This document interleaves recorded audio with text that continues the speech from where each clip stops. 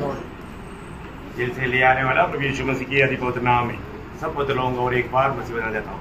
लवकरात लवकर येणाऱ्या प्रभू येशू ख्रिस्ताच्या अति पवित्र नावामध्ये पुन्हा एकदा सर्वांना ख्रिस्ती अभिवादन। प्रभु की उपस्थिति में कितना आनंद का भरपूरी है आणि देवाच्या उपस्थितीमध्ये किती आनंदाची भरपुरी आहे। और प्रभु का लोगों के लिए प्रभु का वचन सुनने से बढ़कर आनंद है ही नहीं।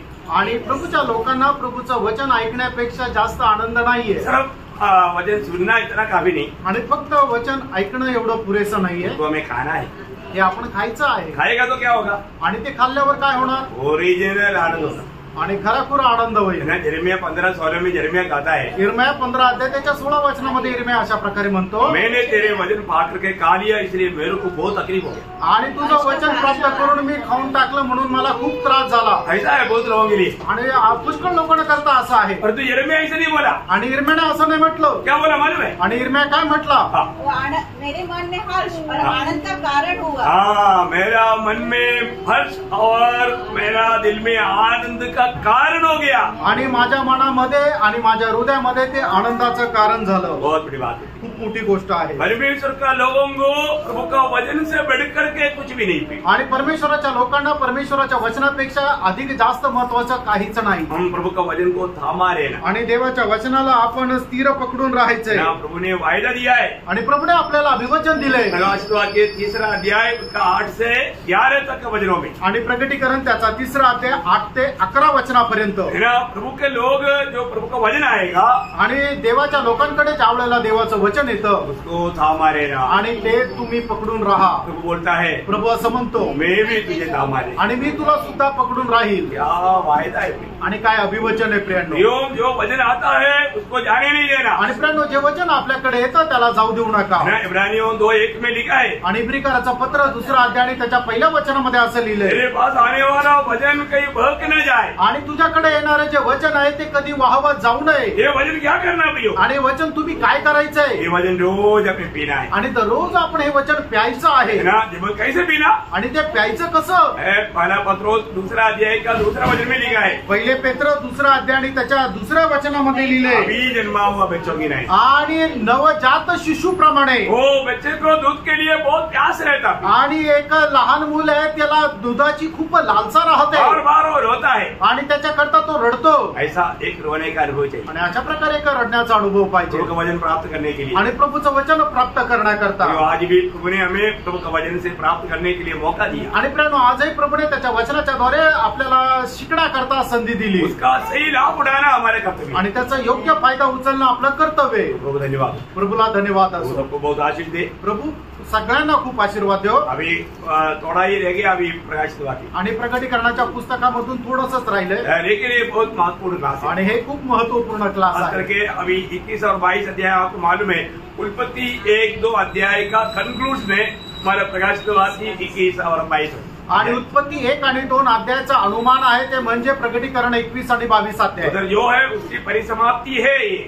आणि त्या ठिकाणी जी सुरुवात झालेली आहे त्याचा शेवट जो आहे तो प्रकटीकरणाच्या पुस्तकामध्ये आहे। उसको सही रीति में जानना है आणि त्याला योग्य रीतीने जाणायचंय। हमने आखिरी क्लास में हमने क्या देखा था? आणि शेवटल्या क्लासमध्ये आपण काय पाहिलं होतं? दुनिया का 6 अवस्था आणि जगाची 6 अवस्था। आप लोगों ने वो हेडिंग लिखा होगा आणि तुम्ही त्याची हेडिंग लिहिली असेल। मतलब प्रारंभिक अवस्था क्या था? आणि सुरुवातीची काय अवस्था होती? प्रारंभिक अवस्था सबसे अच्छा अवस्था था। आणि सुरुवातीची अवस्था सगळ्यात उत्तम अशी अवस्था होती। क्योंकि प्रभु ने मनुष्य को रहने के लिए दुनिया को बनाया। कारण देवाने जगाला या मनुष्याला राहण्याकरता जग बनवलं। परमेश्वर की सारी सृष्टि में पृथ्वी एक अनमोल सृष्टि था। आणि देवाच्या सर्व उत्पत्तीपैकी पृथ्वी जी आहे ती सर्वोत्तम अशी उत्पत्ती होती। सारे परमेश्वर के पुत्र बोलेगा तो स्वर्गदूत, सारे स्वर्गदूत बहुत खुशी बनाए। आणि सर्व स्वर्गदूतांनी खूप आनंद केला, क्योंकि वो मनुष्य को रहने के लिए बनाया, कारण ते मनुष्याला राहण्याकरता बनवलं होतं। और दूसरा हमने देखा वो दुनिया जो है वो क्या हो गया? बूढ़ हो गया।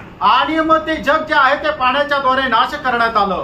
वो एकदम मतलब शून्य बन गया। आणि ती पृथ्वी जी आहे ते एकदम बेडोल झाली, शून्य झाली। कारण हमने देखा, कारण आपण पाहिलं वहां पर रहने वाले लोगों के कारण, आणि त्या ठिकाणी राहणारे जे लोक आहेत त्यांच्यामुळे। कौन रहता था? आणि कोण राहत होतं? लूसीफर और उनका साथी लोग। आणि लुसिफर आणि त्याचे दूत। आपको मालूम है एक घर में अगर शराबी लोग रहेगा तो वो घर का अवस्था क्या रहेगा? आणि एखाद्या घरामध्ये एखादा दारुडा मनुष्य जर राहतो तर त्या घराची अवस्था काय राहते? स्पाइडर का जाली, कॉकरोच, सारे मतलब शहर तक भी आकर रहेगा। आणि मग एकदम जाळ्या राहतील आणि एकदम झुरळ राहतील आणि जर आहे तर सर्व प्रकारचे प्राणी तिथे जाऊन राहतील, क्योंकि वो लोग हमेशा नशा पे रहता, कारण ते एकदम नशेमध्ये राहतात सांप भी रहता, आणि साप पण राहतात, सब रहता। सर्व राहतात। ओ कितना दुखदायी बात है। किती दुःखदायक गोष्ट आहे। तो लूसीफर के काम बुरे थे, इसलिए दुनिया बिल्कुल भ्रष्ट हो गया। आणि लुसिफरचे काम दुष्ट होते म्हणून संबंध जग जे आहे ते दुष्ट होऊन गेलं। अब प्रभु ने क्या किया? आणि मग त्यावेळेला प्रभूने काय केलं? ओ एक बड़ा एक जलप्रलय भेज करके पानी में सारा दुनिया को डुबा दिया। आणि एक खूप मोठा पूर आणला आणि संबंध पृथ्वीला जे आहे ते पाण्याच्या द्वारे नाश केलं। ये पानी के द्वारा डुबा हुआ दुनिया इस अवस्था में कितना साल रहा करके बोल नहीं सकता। आणि अशा प्रकारे पाण्यामध्ये डुबून राहिलेली पृथ्वीची जी अवस्था आहे ती किती वर्ष होती ही नाही सांगू शकत। उसका कोई टाइम लिमिट नहीं, आणि त्याच्या करता तो काळ लिहिलेला नाहीये। शायद लाखों लाखों साल रहा होगा, आणि कदाचित लाखो लाखो वर्ष राहिले असेल, है ना। क्योंकि आज आपको मालूम है ये जो कोयला वाला जो मिलता है वो कैसे मिलता? आणि कोळसा जो काही आपल्याला पृथ्वीच्या खाली मिळतो तो कसा मिळतो? ये जो लकड़ी वाला बहुत सालों में मिट्टी के अंदर रहने के परिवर्तन के द्वारा कोयला मिलता है। आणि मग ज्या वेळेला हे लाकूड जे आहे ते जमिनीमध्ये जाते आणि जमिनीची जी उष्णता आहे ती त्याला हळूहळू मिळत तो लाकडाचा कोळसा तयार होतो, आणि याच्या करता कित्येक हजारो वर्ष लागतात। इतने करोड़ों साल हो गया हो, आणि किती करोडो वर्ष झाले असतील बोल नहीं सकते आणि सांगू नाही शकत। तो अभी वो जलप्रलय के बाद में प्रभु ने क्या किया? एक नया एक दुनिया को बनाया। आणि तो जलप्रलय झाल्यानंतर त्याच्यानंतर कितीतरी हजारो वर्षांनंतर प्रभूने एक नवीन पृथ्वी तयार केली। है ना। वो नया बनाया हुआ वो है तीसरा अवस्था, आणि नवीन जी बनवली ती तिसरी अवस्था है ना। वो नया बनाने के लिए प्रभु को कितना दिन लगा? आणि ती नवीन बनवण्याकरता प्रभूला किती दिवस लागले? 6 दिन लगेगा। 6 दिवस लागले। 6 दिन में प्रभु ने जब उत्पत्ति पहला अध्याय का 3 से 25 तक का वचनों में 6 दिन में प्रभु ने उस पानी में डूबा हुआ उस पृथ्वी को प्रभु ने नया बनाने में लेगा। आणि उत्पत्ती त्याचा पहिला अध्याय त्याच्या 3 ते 25 वचनामध्ये जी बेडोल झालेली जी पृथ्वी होती त्या पृथ्वीला पुन्हा प्रस्थापित करण्याकरता प्रभूला 6 दिवस लागले। तो फिर वो जो दुनिया वापस मानव मनुष्य की पाप के कारण पानी में नष्ट किया, आणि मनुष्याने केलेल्या पापामुळे ही दुसऱ्यांदा बनवलेली जी पृथ्वी आहे ती पुन्हा पाण्याच्या द्वारे नष्ट झाली। वो ध्यान से सुनना। खूप लक्ष देऊन ऐका। अभी पहला जो हमारा दुनिया को जो नष्ट किया था किसकी पाप के कारण नष्ट किया? आणि पहिल्यांदा पृथ्वीचा जो नाश करण्यात आला होता तो कोणाच्या पापामुळे करण्यात आला होता? तर जे सैतानाचे दूत होते त्यांच्या पापामुळे। अभी दोबारा जो पानी से प्रभु ने दुनिया को नष्ट किया तो वो किसकी पाप के कारण है? आणि ज्या वेळेला परमेश्वराने दुसऱ्यांदा पृथ्वीचा नाश पाण्याच्या द्वारे केला त्या वेळेला ते कोणाच्या पापामुळे? तर मनुष्य जातीच्या पापामुळे। मनुष्य ने पाप किया, मनुष्याने पाप केलं। तो इसका मतलब प्रभु ने नया रीति में बनाने के बाद में 1656 साल के बाद में ये दोबारा जलप्रलय से ये मानव नष्ट किया पृथ्वी। आणि पृथ्वीने ज्या वेळेला दुसऱ्यांदा पृथ्वीची रचना केली त्याच्यानंतर 1656 वर्षांनंतर नोहाच्या काळामध्ये पुन्हा पृथ्वीचा नाश जलप्रलयाच्या द्वारे झाला। समझी में आया? लक्षात आलं है ना। वो सब अकाउंट दिन अपन बोल सकते हैं, आणि ते सगळं बायबल मध्ये लिहिलंय म्हणून आपण ते सांगू शकतो। परंतु जो पहले जो आया जलप्रलय का मतलब कितना साल उस अवस्था में रहा और वो जलप्रलय के लिए कितना टाइम लगेगा वो भी नहीं बोल सकते। आणि मग पहिल्यांदा ज्या पृथ्वीचा नाश केला होता आणि दुसऱ्यांदा ज्या वेळेला पृथ्वीला बनवलं याच्यामध्ये असलेला जो काळ आहे तो किती हजार वर्षाचा आहे हे नाही सांगू शकत, कारण ते बायबल मध्ये नाहीये। ये दोनों बात में बहुत फर्क है, आणि या दोन गोष्टीमध्ये खूप फरक आहे। कई लोगों को मालूम नहीं इस प्रकार दुनिया को 2 बार पानी में नष्ट किया, एक का बारे में मालूम नहीं। आणि पुष्कळ लोकांना या गोष्टी ठाऊक नाहीये की अशा प्रकारे पृथ्वीचा 2 वेळा पाण्याच्या द्वारे नाश करण्यात आला। ये दोनों बार का नष्ट किए जाने में बहुत अंतर है, आणि दोन्ही वेळा जे पृथ्वीला नष्ट करण्यात आलं त्याच्यामध्ये खूप फरक आहे। वो अंतर मैं आपको शॉर्ट में बताता हूँ। आणि तो जो फरक आहे तो मी थोडक्यात सांगतो। मला जो पहला जलप्रलय पहिला जलप्रलय और दूसरा जलप्रलय। आणि दुसरा जलप्रलय। मतलब पहला जलप्रलय में क्या हुआ? आणि पहिल्या जलप्रलयामध्ये काय झालं? मतलब पृथ्वी कंप्लीटली शून्य और गोडल हो गया। आणि पहिल्या जलप्रलयामध्ये पृथ्वी जी आहे ती एकदम शून्य अवस्थेमध्ये गेली आणि बेडोल अशी झाली। जब उत्पत्ति पहला अध्याय का दूसरा वचन, उत्पत्ती पहिला अध्याय त्याचं दुसरं वचन। बेडोल और सुनसान पड़ी थी।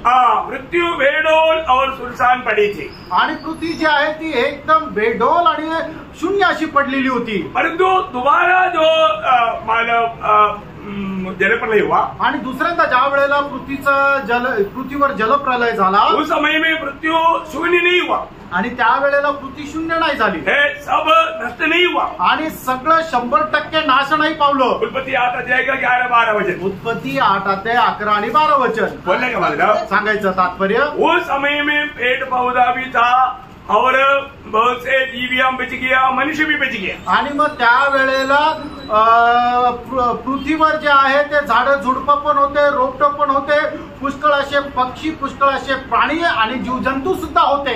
लेकिन पहला प्रलय में कुछ भी नहीं बच गया। आणि ज्या वेळेला पहिल्यांदा पूर आला त्यावेळेला पृथ्वीवर काहीही वाचलं नाही, कंप्लीटली नष्ट हो गया आणि संपूर्णरित्या त्याचा नाश झाला। एक पेड़ पौधा भी नहीं रहा, आणि छोटंसं झाडाचं रोपटं सुद्धा नाही राहिलं, वो भी पानी के अंदर रह करके वो भी खत्म हो गया, आणि ते सुद्धा पाण्यामध्ये राहून त्याचा नाश झाला। और दूसरी बात फर्क, आणि दुसरा एक फरक, पहला जलप्रलय के बाद में कंप्लीटली अंधकार था, आणि पहिला ज्या वेळेला पूर आला त्यावेळेला पृथ्वीवर संपूर्णरित्या अंधकार होता।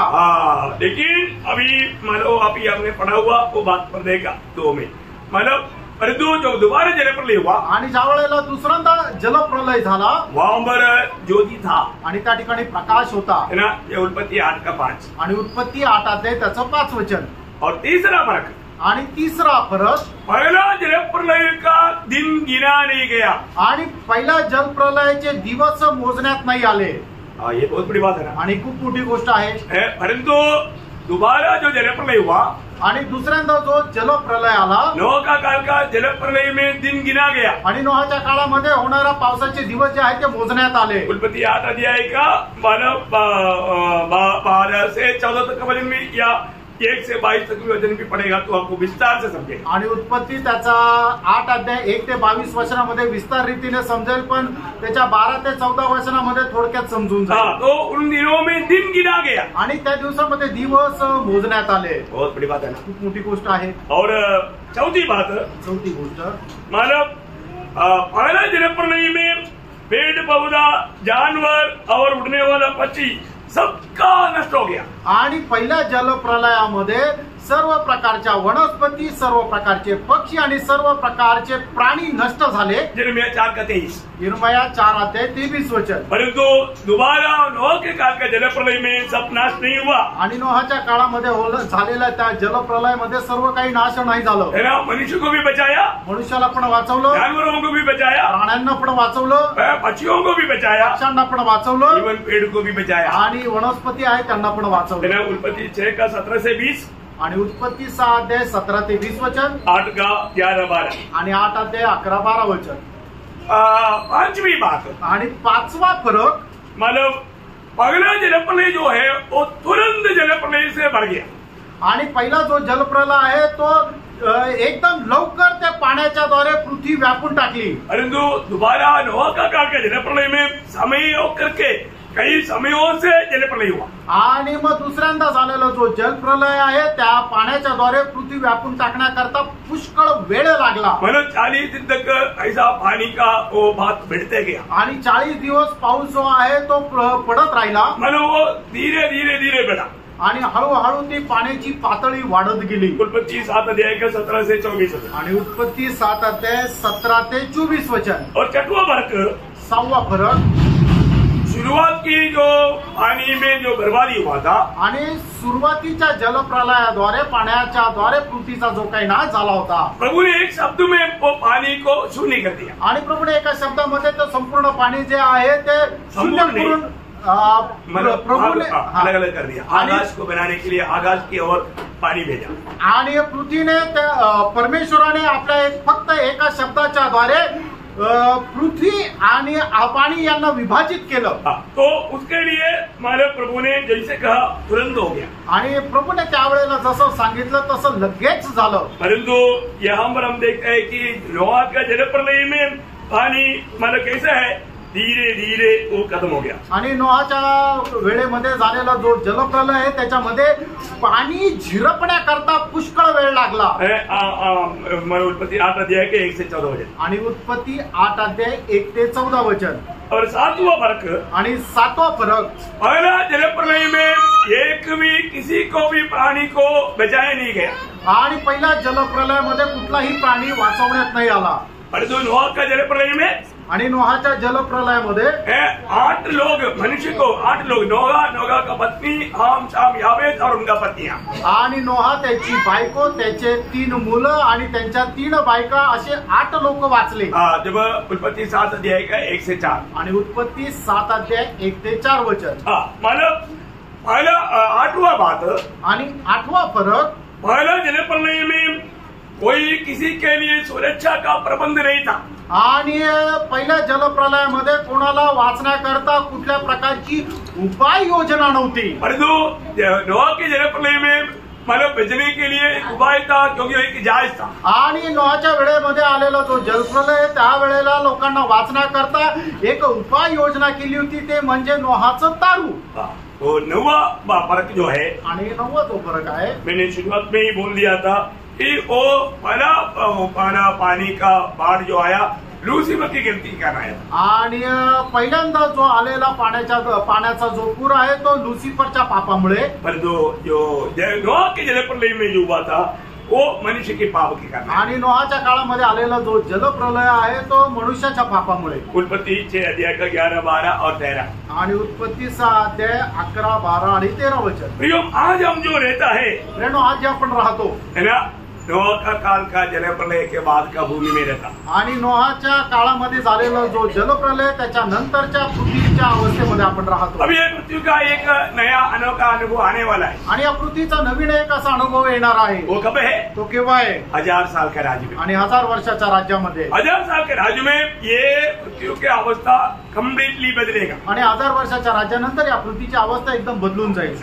आदम के द्वारा आया हुआ हरेक श्राप से 1000 साल के राज्य में ये पृथ्वी मुक्त होगा. आणि आदमाच्या द्वारे आलेले जो श्राप आहे त्या सर्व श्रापापासून ही पृथ्वी मुक्त होईल. वो समय की पृथ्वी कैसे रहेगा? आणि त्यावेळची पृथ्वी कशी राहील? यशाया उसका 35 अध्याय का 1-2 वचन. आणि यशा त्याचा 35 अध्याय 1 आणि 2 वचन. प्रफुल्लित होंगे, मरुभूमि मगन होकर केसर के समान फूलेगी, वह अत्यंत प्रफुल्लित होगी और आनंद के साथ जय जयकार करेगी. उसकी शोभा लबनोन की सी होगी और वह कर्मेल और शारोन के तुल्य तेजोमय हो जाएगी. वे यहोवा की शोभा और हमारे परमेश्वर का तेज देखेंगे. देखिए 1000 साल का राज्य का मृत्यू का वर्णन यहाँ पर किया है. आणि 1000 वर्षाच्या राज्यामध्ये असणारी जी पृथ्वी त्याचा वर्णन या ठिकाणी केलेला आहे. और एक वर्णन उसका यशाया 65 अध्याय का 17 से 25 तक वचनों में आप देख सकता है. बहुत बड़ी बात है. आणि यशा त्याचा 65 अध्याय 17 ते 25 वचनामध्ये केलेला आहे. खूप मोठी गोष्ट आहे. मैं नया आकाश और नई पृथ्वी उत्पन्न करता हूँ और पहली बातें स्मरण न रहेगी और सोच विचार में भी न आएगी. इसलिए जो मैं उत्पन्न करने पर हूँ इसके कारण तुम हर्षित हो और सदा सदा सर्वदा मगन रहो. क्योंकि देखो, मैं यरूशलेम को मगन और उसकी प्रजा को आनंदित बनाऊंगा. मैं आप यरूशलेम के कारण मगन और अपनी प्रजा के हेतु हर्षित होऊंगा. उसमें फिर रोने या चिल्लाने का शब्द न सुनाई पड़ेगा. देखा, 1000 साल के राज्य में रोने का चिल्लाने का आवाज कहीं नहीं सुनेगा. आणि 1000 वर्षाच्या राज्यामध्ये लोक रडणार नाही, आक्रोश करणार नाही. उसमें थोड़े दिन का बच्चा और न ऐसा बुढ़ा जाता रहेगा जिसने अपनी आयु पूरी न की हो. और उस समय की आयु बोलेगा तो मतलब जो आदम हवा के समय में आपको मालूम है कितना आयु था? है मतलब 930, 960 है. मतलब दुनिया में सबसे ज्यादा जीवन बिताया हुआ व्यक्ति का नाम क्या है? कितने साल जिया? मतलब कितना? हाँ 969, वेरी गुड। तो बहुत बड़ी बात है, मथुशेलह सबसे ज्यादा इस दुनिया में जीवित रहा हुआ व्यक्ति का नाम है। आणि या जगामध्ये सगळ्यात जास्त आयुष्य ज्याचं राहिलेलं आहे त्याचं नाव मथुशेलह आहे आणि तो 969 वर्ष आयुष्य जगला। ऐसा आयु रहेगा ये 1000 साल के राज्य में, आणि एवढं मोठं आयुष्य 1000 वर्षाच्या राज्यामध्ये लोकांचं राहील। उस समय में शादी करने का जवान को उम्र 500 आणि त्यावेळेला एखादा तरुण मुलगा आहे त्याचं लग्न होण्याचं वय 500 असेल। 100 साल का बोलेगा तो बच्चा है वो। आणि 100 वर्षाचा म्हटलं तर लहान मुलगा आहे। क्या समझे? 1000 साल के राज्य में आप लोग शादी नहीं करेंगे आणि 1000 वर्षाच्या राज्यामध्ये तुम्ही लग्न नाही करणार।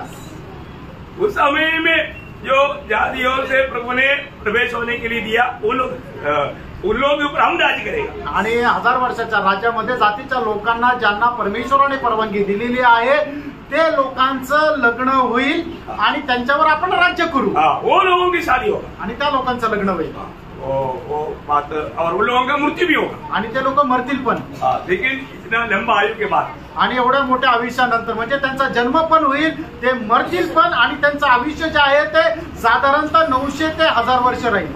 इतना भयंकर बात है ना। आणि केवढी मोठी गोष्ट आहे। आगे भी बहुत बात आप देखने जा रहे हैं आणि पुढे पण खूप मोठ्या गोष्टी तुम्ही पाहायला तो जाता। इसलिए ये दुनिया ये धरती श्राप आने के बाद में ये धरती तड़पता है। आणि मग या पृथ्वी श्रापित झाल्यापासून पृथ्वी जी आहे ती कळवळा करत आहे। अभी हम लोग चलता है तो ये धरती को भी मजा आता आणि आपण चालतो तो या पृथ्वीला पण आनंद होतो। सुसमाचार सुनाने वालों का पाप देखता है तो दुनिया ये धरती को ठंडा रखता है। आणि मग ज्या वेळेला सुवार्ता सांगणाऱ्याचे पाय त्या पृथ्वीवर पडतात त्यावेळेला पृथ्वीला सुद्धा खूप शांती मिळते। दुष्ट लोग चलता है तो पृथ्वी भी मतलब वो एक नशा में आ जाती है। आणि ज्या वेळेला दुष्ट लोकांचे पाय या पृथ्वीवर पडतात त्यावेळेला पृथ्वी जी आहे ती आतल्या आत अशी कळवळा करते।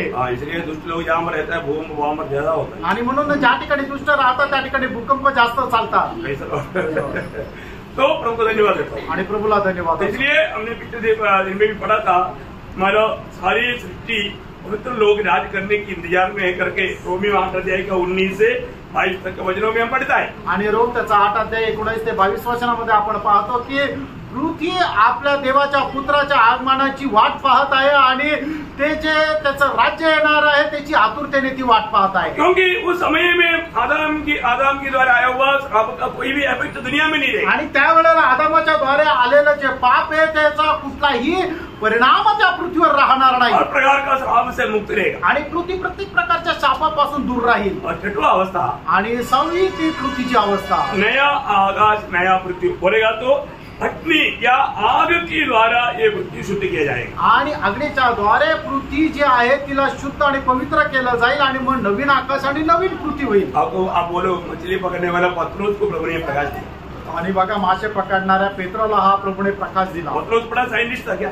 आणि पेत्र काय शास्त्रज्ञ होता का? लेकिन आत्मा में कहा हो आणि आत्म्यामध्ये त्याने म्हटलं दूसरा पत्रोस उसका 3 अध्याय का 7 वचन दुसरे पेत्र 3 अध्याय त्याचं 7 वचन वर्तमान काल के आकाश और पृथ्वी उसी वचन के द्वारा इसलिए रखे गए हैं कि जलाए जाएगा। ये धरती और आकाश जलाए जाएगा आणि आकाश आणि पृथ्वीची आहे ती जाळून नाश केली जाईल। उसका 13 वचन पढ़िए त्याचं 13 वचन वाचा। पर उसकी प्रतिज्ञा के अनुसार हम एक नए आकाश और नए पृथ्वी की आज देखते हैं।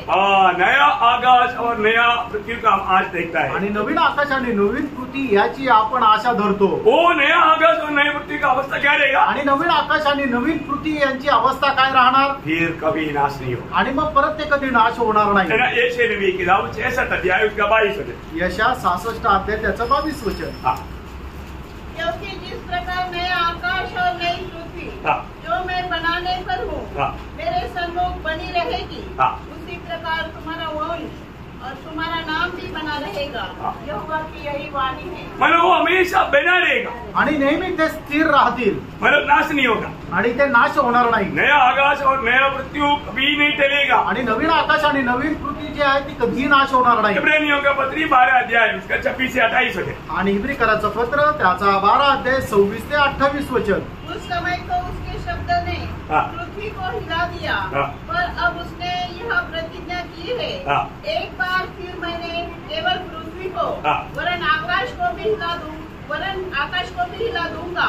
और यह वाक्य एक बार फिर इस बात को प्रकट करता है कि जो वस्तु हिलाई जाती है वे सृजन हुई वस्तु होने के कारण टल जाएगी, बाकी जो वस्तु हिलाई नहीं जाती वे अटल बनी रहे, अटल बनी रहेगा। म्हणून तो अभी हमेशा के लिए नया आकाश और नया मृत्यू बना रहेगा। आणि नवीन आकाश आणि नवीन पृथ्वी जे आहे ते चिरकाल स्थिर राहील। क्यों? क्योंकि वहां प्रभु की महिमा उधर करके वास करने जा रहा है। कारण त्या ठिकाणी देवाचा गौरव उतरून वास करायला जात आहे।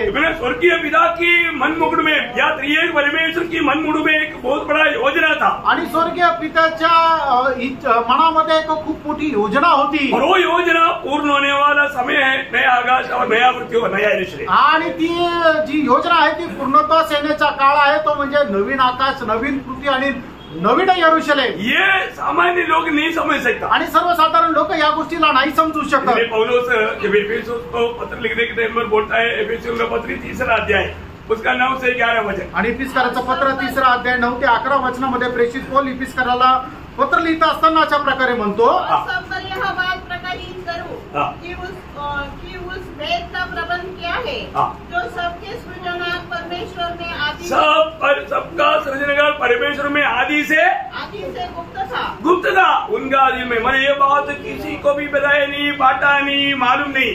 आणि ही जी गोष्ट आहे ती कोणालाही प्रकट झाली नाही। परंतु प्रभु ने आखिर प्रभु का प्रिय दास पौलुस ये बातें ये प्रकाशन प्रभु ने किया आणि प्रभूने शेवटी प्रभूचा प्रिय दास पौलाला याचा प्रकाशन दिलं। आगे अब कलीसिया के द्वारा परमेश्वर का विभिन्न प्रकार का ज्ञान उन प्रधानों और अधिकारियों पर जो स्वर्गीय स्थानों में है प्रकट किया जाए। देखा अभी यहाँ पर हम प्रचार करने के टाइम पर जितना लोग इधर बैठा उससे भी कई गुना अधिक स्वर्गदूत यहाँ पर अटेंड कर रहा है। आणि आता आपण प्रचार करत असताना जेवढे लोक या ठिकाणी बसलेले आहेत त्याच्यापेक्षा कितीतरी जास्त संख्येने स्वर्गदूत या ठिकाणी उपस्थित आहे। भविष्य में होने वाला बात भजन जब बजाने के समय में पवित्र आत्मा में प्रकाशन देगा, वो प्रकाशन की बातों को सुनने के लिए बोलो ध्यान धर करके इधर कराए। आणि भविष्यामध्ये होणाऱ्या जे काही भविष्यवाणीच्या गोष्टी आहेत त्या ऐकण्याकरता स्वर्गदूत जे आहे ते कान लावून या ठिकाणी आहे। क्योंकि मंडली के द्वारा ये सारे बात प्रभु मानव थोड़ा थोड़ा करके प्रकट करते रहता है। आणि प्रभू आपल्या मंडळीच्या द्वारे थोडं थोडं करून या गोष्टी प्रकाशित करत राहतो। पहला अध्याय एफेसियों पहला अध्याय के 9 से 12 पढ़े आणि इफिसकराचं पत्र त्याचा पहिला अध्याय त्याचं 9 ते 12 वचन वाचा। उसने अपनी इच्छा का भेद उस बड़े अभिप्राय के अनुसार हमें बताया, जिससे उसने अपने आप में ठान लिया था। अपने आप में ठान लिया वो बात है।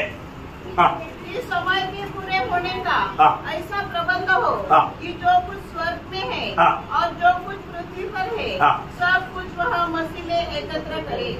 देखा ये सब बात मसीह में एकत्रित होकर के नया आकाश, नया पृथ्वी और नया यरूशलेम में आकर के सम्मिलित हो जाएगा। आणि सर्व काही प्रभू येशू ख्रिस्तामध्ये एकत्र येणार आहे। नवीन आकाश, नवीन पृथ्वी आणि नवीन यरूशलेम। मानव चरित्र को आणि मनुष्य इतिहासाला 4 प्रकार बांटा आणि 4 प्रकारे विभाजित करण्यात आलं। कौन कौन से है मालूम? आणि ते कशा प्रकारे विभाजित करण्यात आलं माहिती आहे का? युगों में।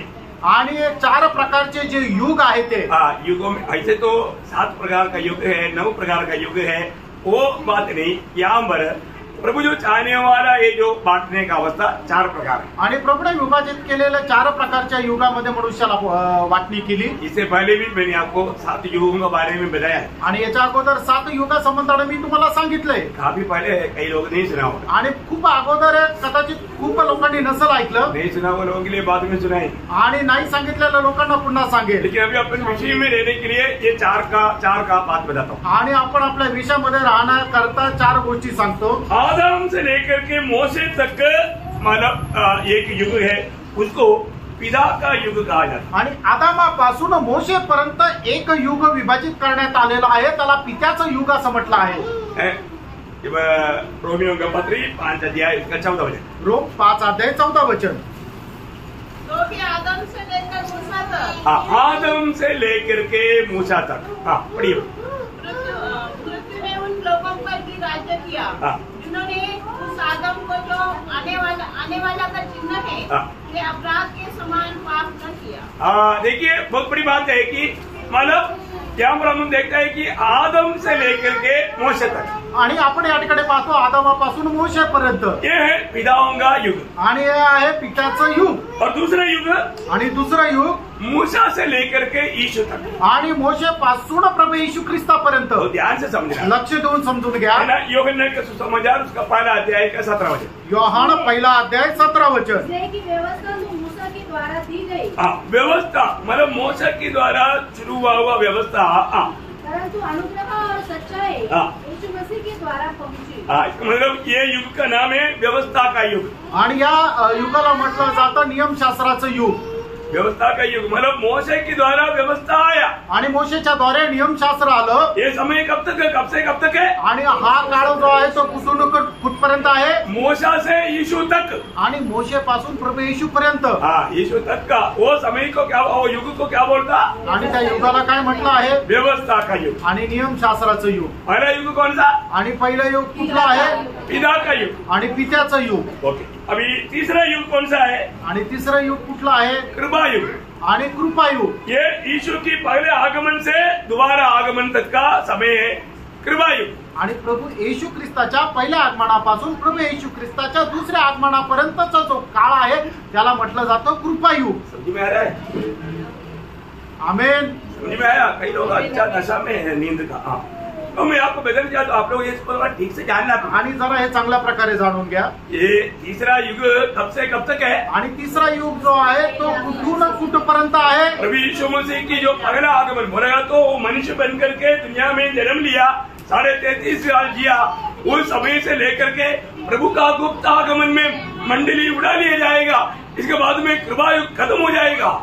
आणि प्रभू येशू ख्रिस्त मनुष्य होऊन या पृथ्वीवर जन्माला आला तेव्हापासून प्रभू येशू ख्रिस्ताचं जे दुसरं गुप्त आगमन आहे की ज्या आगमनामध्ये मंडळी उचलल्या जाईल तोपर्यंतचा जो काळ आहे तो कृपा युग आहे। आणि ज्या वेळेला मंडळी उचलल्या जाईल त्यावेळेला कृपा युग संपून जाईल।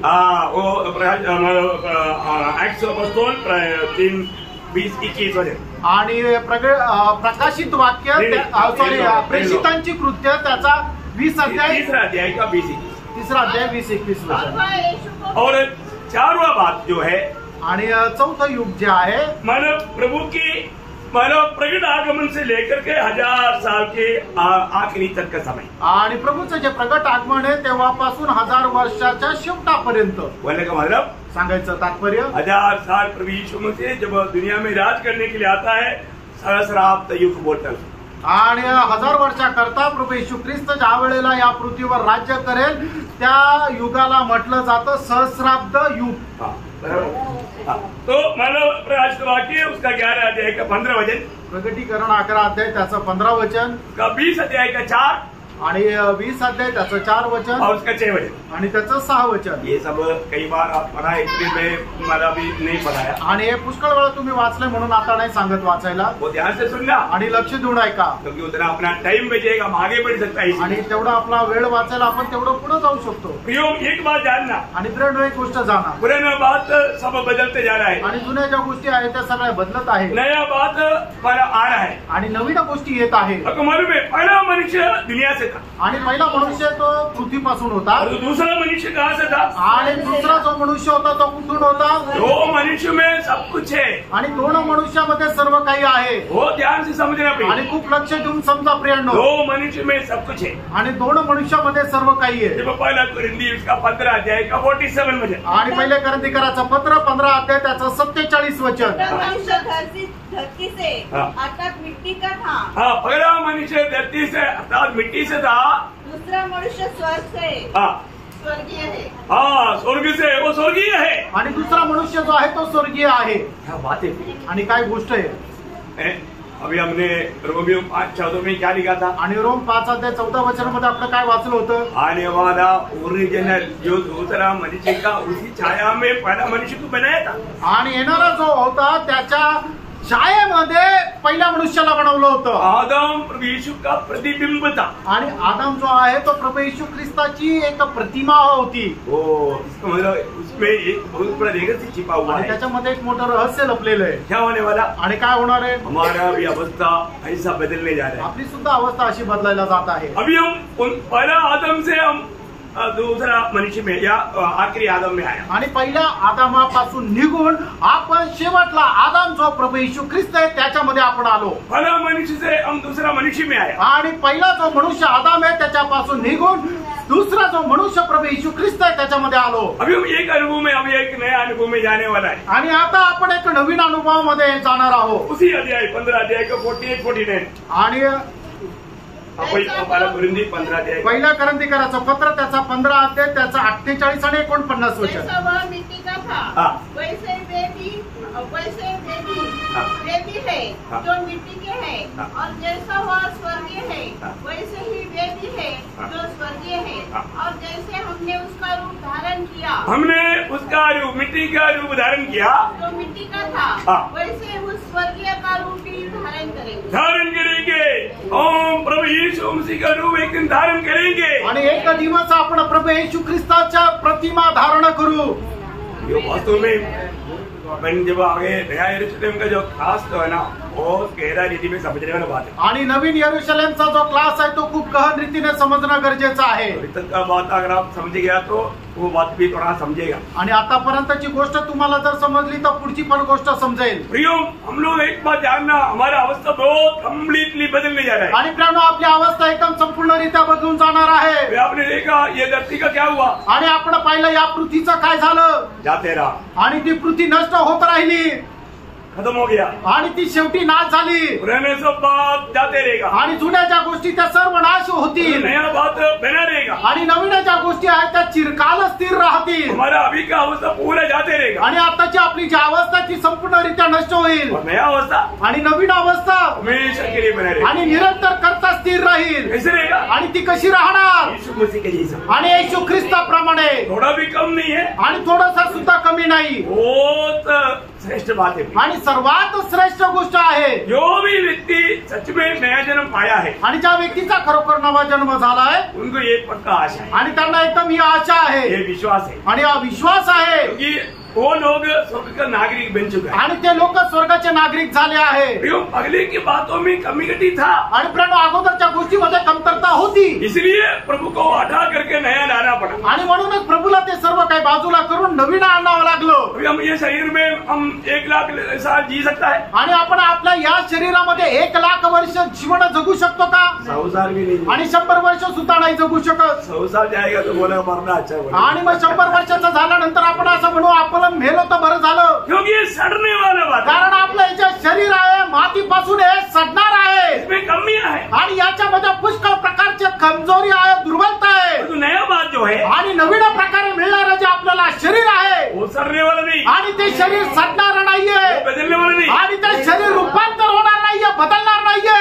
हम लोग कितना भी कोशिश करेगा तो भी वो थोड़ा समझना थोड़ा कठिन है, आणि कितीही प्रयत्न केला तरी सुद्धा ही गोष्ट आपल्या बुद्धीमध्ये समजून घेणं कठीण आहे। आप देखो ना, अभी मुझे ये दीवार से उधर जाना है तो मैं इधर ही रुकेगा, आणि मला तो कैसे गिरा करके आगे जाएगा, बिल्कुल वही नहीं। आणि मला या भिंतीच्या पार तिकडे जर जायचं तर मी जाऊ शकत नाही, कारण का तिकडे जाण्याकरता ही विटाची मातीची भिंत माझ्या करता एक अडखळण आहे। अगर मैं पाव से लात मारेगा तो मेरा पाव टूट जाएगा, आणि मी पायाने जर त्याला धक्का मारला तर माझा पाय तुटून जाईल। और वो शरीर मिलने के बाद आणि मग आपल्याला ते नवीन शरीर भेटल्यानंतर धक्का मारने के सवाल नहीं, आणि धक्का मारण्याची गरजच नाही, मेरे शू ऐसे पार हो जाएगा, आणि मी त्या भिंतीच्या एकदम आरपार असाच निघून जाईल। कैसा? आणि कस काय? कौन समझेगा? आणि हे कोणाला समजणार?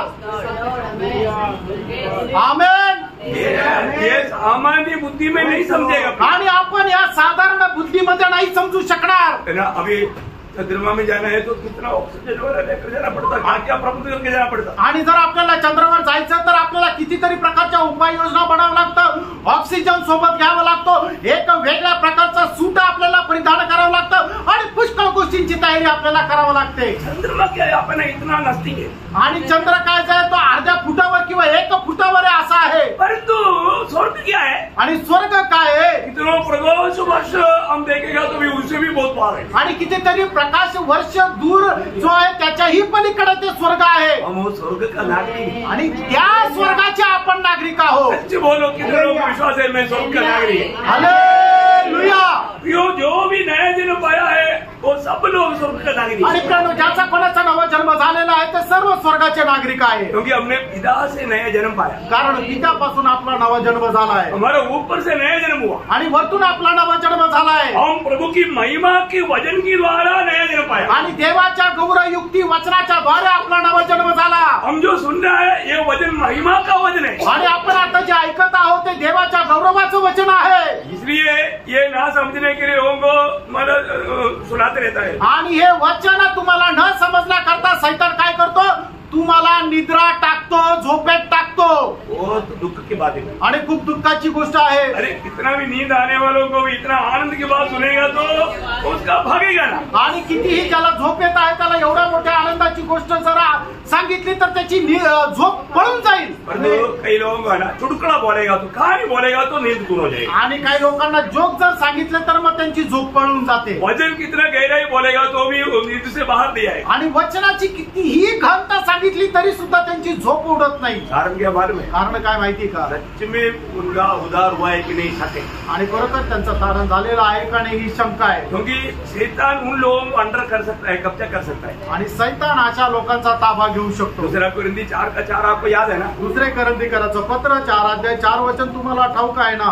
और उन अविश्वासियों के लिए जिनकी बुद्धि इस संसार के ईश्वर ने अंधी कर दी है, ताकि मसीह जो परमेश्वर का प्रतिरूप है उसके तेजोमय सुसमाचार का प्रकाश उन पर न चमके। देखा, उनका प्रभु का मसीह की तेजोमय सुसमाचार का प्रकाश, तेजोमय सुसमाचार का प्रकाश उन पर न चमकने के लिए उन अविश्वासियों का, अविश्वासी बनेगा तो उधार नहीं पाए, मन को अंधा करते रहते या कि उनका कभी उधार ना हो।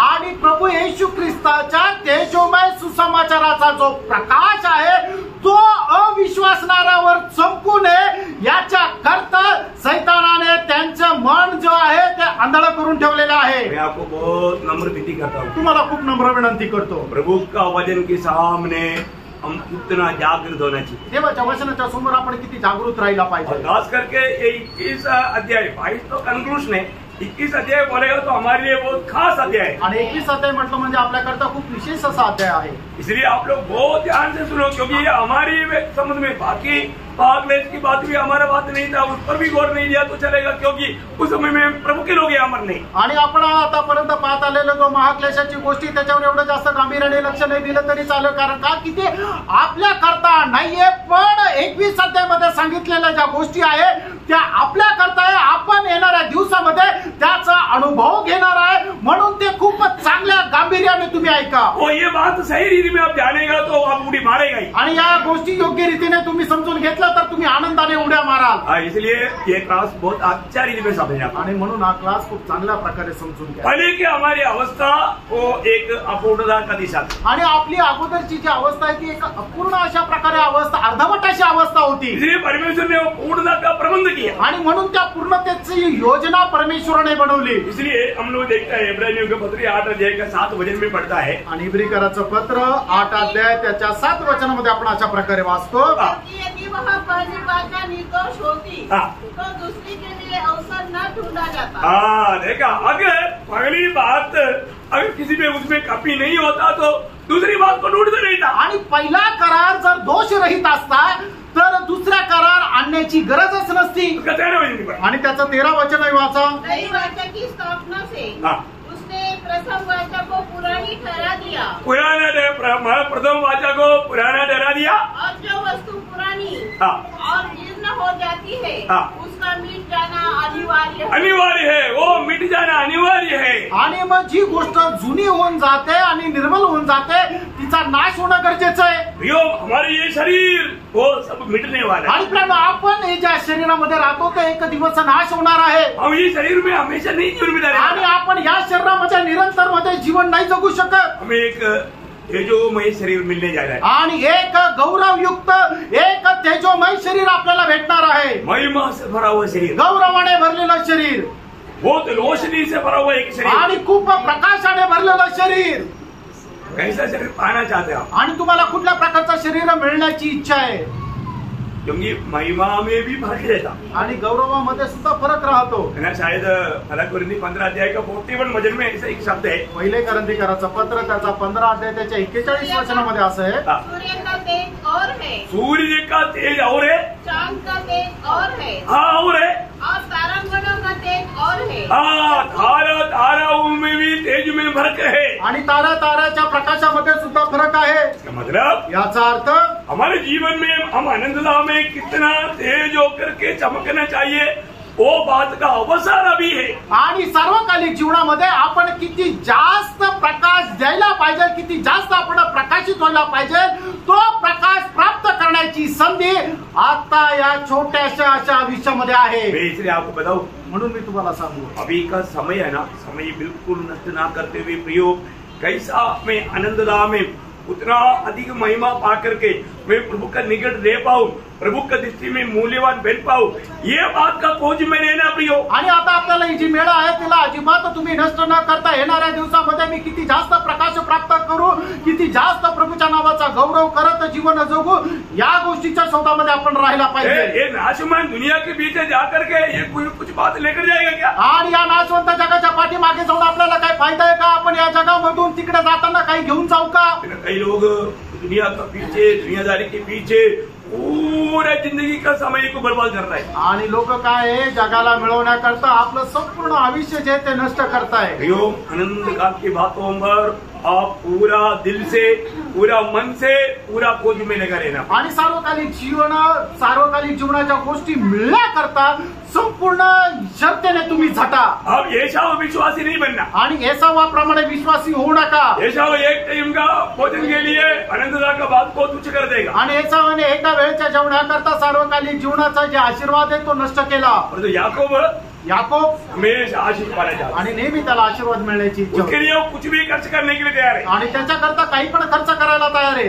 अभी हमें हमारे ये छोटा सा जीवन में आनंददा का दर्शन में मैं आनंददा में क्या क्या प्रभु से प्राप्त कर पाऊं, उस बात का लक्ष्य में मैं जीवन यात्रा करना आणि चाहिए। या छोट्याशा आयुष्यामध्ये सार्वकालिक जीवनामध्ये प्रभूपासून मी काय काय प्राप्त करायला पाहिजे या दर्शनामध्ये आपण आयुष्य जगायचंय। मरने के बाद में देखो स्वर्ग में छोटा बेटा है आणि स्वर्गामध्ये लहान मोठा आहे, तीसरा महिमा में भी अंतर है, आणि प्रत्येकाला मिळणारं जे गौरव आहे त्याच्यामध्ये सुद्धा फरक आहे। मानो बहुत बातों में फर्क है। वो फर्क क्यों है? क्योंकि जीवन में हम प्रभु के साथ का नाता में कितना अटूट संबंध में जीवन बिताया उसके ऊपर है। आणि त्याच्यामध्ये फरक काय आहे की आता आपण आपले जे आयुष्य त्या प्रभू सोबत कशा प्रकारे व्यतीत करतो त्याच्यावर निर्भर आहे येणाऱ्या त्या आयुष्यामध्ये आपला असलेला तेजोमयामध्ये असलेला फरक। इसलिए कोलोसियों 3 अध्याय का 12 वचन क्या बोलता? आणि म्हणून कलसीकराचं पत्र 3 अध्याय त्याच्या पहिल्या वचनामध्ये काय म्हटलेलं आहे?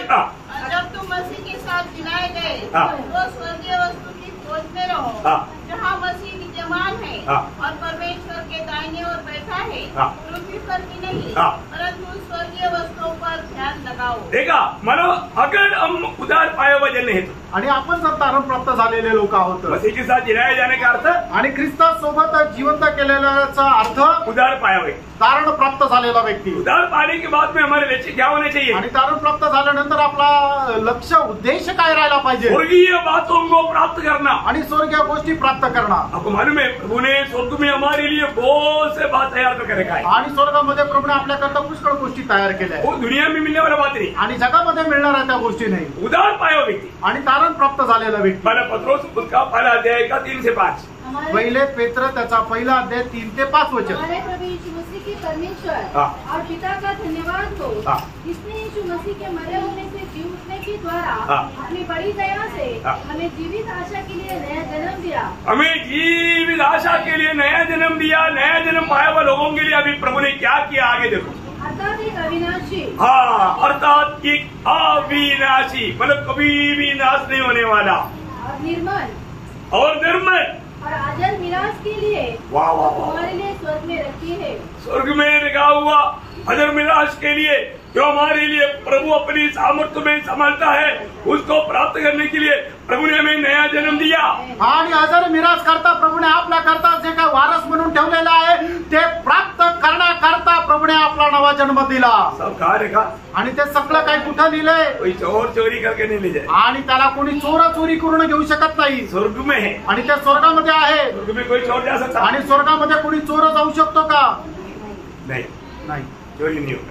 चोरी नाही होत प्रभु संभालता है आणि प्रभू सांभाळतो उसको प्राप्त करने के लिए हम जा रहे हैं आणि त्याला आपण प्राप्त करायला जात आहोत मैं क्या क्या प्राप्त करने वाले करके जाने आणि मी काय काय प्राप्त करायला जात आहे जरा जाणून घ्या मैं आपको कई बार बताया पुष्कळ वेळा सांगितलं हम लोग मसीह जीवन में आ गया तो आपण ख्रिस्ती जीवनामध्ये आलो तर इस दौड़ में हमें इनाम पाना है आणि या दावेमध्ये आपल्याला पारितोषिक प्राप्त करायचं आहे. प्रकाशित वाक्य 3:11 में प्रभु बोलता है प्रकटीकरण 3 अध्याय 11 वचनामध्ये प्रभू असं म्हणतो तेरा मुकुट कोई छिनना ले जाए आणि तुझा मुकुट कोणी हिरावून घेऊ नये है ना। आपको मालूम है एक व्यक्ति को कंपनी में नियुक्त किया आणि एखाद्या मनुष्याला कंपनीमध्ये नेमणूक झाली वो एक व्यक्ति जिसको नियुक्त किया वो नहीं आया absent है आणि ज्याची नेमणूक झाली तो कामावर आला नाही तो गैरहजर आहे तो तुम्हारे कंपनी का काम नहीं चलेगा क्या? आणि याचा अर्थ कंपनी चालणार नाही का चलेगा। चालेल जो वॉलंटियरली वो करने के लिए तैयार है उनको उसका नियुक्ति मिलेगा आणि मग जो सोयीचेने ते काम करायला तयार आहे त्याची नेमणूक होईल है, उसको उसका फायदा भी मिलेगा। याचा त्याला फायदा पण होईल ऐसा है प्रिय। असं आहे प्रेम प्रभु में आने के बाद प्रभू मध्ये आल्यानंतर मैं आपको एक खास बात बताना चाहता हूँ। आणि एक विशेष गोष्ट सांगू इच्छितो पहली बात, आप प्रभु में आया है तो आपका अपना जिम्मेवारी जाना। आणि तुम्ही प्रभू मध्ये आले तर तुमची जबाबदारी जाणार प्रभु में आने के बाद में आज बहुत लोग उनको जिम्मेवारी है वो नहीं जाने। आणि प्रभू मध्ये आल्यानंतर पुष्कळ लोकांना हे नाही कळत की माझी पण काही जबाबदारी आहे एक घर में अगर 10 लोग है तो 10 लोगों को भी जिम्मेवारी है। आणि एका घरामध्ये जर 10 लोक आहेत तर 10च्या 10 लोकांची जबाबदारी आहे प्रभू मध्ये तभी वो सच में वो घर अच्छा है। आणि त्याच वेळेला ते घर चांगलं राहील तो मसीह परिवार या मंडली एक घर है। आणि ख्रिस्ती मंडळी जी आहे तो एक परिवार आहे हमें अपना जिम्मेवारी जानना चाहिए। आपण आपली जबाबदारी जाणायला पाहिजे और जो जिम्मेवारी नहीं जानेगा आणि जो आपली जबाबदारी नाही जाणणार तो वो एक करत है, आणि ती एका डोकेदुखी होते वो एक बोझ बन जाती एक ओझं होतं है। विश्वास योग्य रहना। आणि तुम्ही विश्वास योग्य राहा प्रभु ने हमें जो जिम्मेवारी ठहराया है आणि प्रभूने आपल्याला ज्या जबाबदाऱ्या दिल्या आहेत वो जिम्मेवारी हमें विश्वास योग्यता के साथ निभाना है। आणि ती जबाबदारी आपण विश्वास योग्य होणं पार पाडायची आहे ये प्रभु को बहुत धन्यवाद देता हूँ। प्रभूला खूप धन्यवाद देतो कल से आप दूसरे वचन से पढ़कर आना। आणि उद्या जे आहे ते तुम्ही प्रगटीकरण 21 अध्याय 2 वचनापासून पुढे वाचून या हाँ, क्योंकि ये हमारे संबंध का खास खास बातें हैं। आपल्या संबंधाच्या त्या विशेष गोष्टी आहेत अभी मैं उसको पढ़ाने नहीं जा रहा हूँ, आणि आता ते वाचायला नाही जाते आप लोग उसको पढ़कर ध्यान करके आओ। आणि तुम्ही वाचून ते लक्ष मनन करून या और मैं मतलब आशा करता हूँ शायद आधा हफ्ता में ये क्लास संडे तक शायद पूर्ण होना चाहिए। आणि पुढच्या आठवड्यामध्ये रविवारपर्यंत हा क्लास पूर्ण व्हायला पाहिजे अशी अपेक्षा धरतो प्रेस तो आप लोग उसको ठीक से समझना आणि चांगल्या प्रकारे ते समजून घ्या और उसका तैयारी करना। आणि त्याची तयारी करा। तो सबको आशीष दे। प्रभू तुमच्या सर्वांना आशीर्वाद देव। प्रभु को महिमा दे। प्रभूचा गौरव। आमीन। आमेन।